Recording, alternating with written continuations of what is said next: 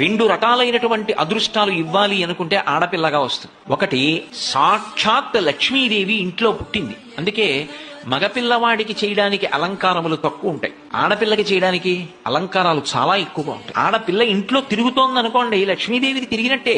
ఒకటి, ఆ పిల్ల పుట్టిన వేళ, ఆ పిల్ల తిరిగిన వేళ సాక్షాత్ లక్ష్మీదేవి ఇంటికి వచ్చిందని గుర్తు. రెండు, ఆడపిల్ల పుట్టింది అంటే ఆ పిల్లని ఎక్కడికి చేరుస్తున్నారు? ఎవరో ఓ పేరున్నవాడికి కాదు ఇస్తున్నది, సాక్షాత్ నారాయణ స్వరూపాయ వరాయ. ఆ వరుడు నారాయణ స్వరూపుడు. ఇప్పుడు లక్ష్మిని నారాయణుడి పక్కకి చేర్చారు.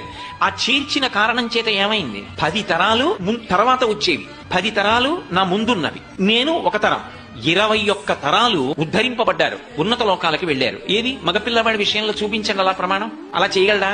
సాధ్యం కాదు. అమ్మవారు అనుగ్రహిస్తే ఆ తల్లి, వీళ్ళని నేను విశేషమైనటువంటి ఫలితము చేత సత్కరించాలనుకుంటున్నాను, నువ్వుకుంటే ఆడపిల్లగా వస్తుంది.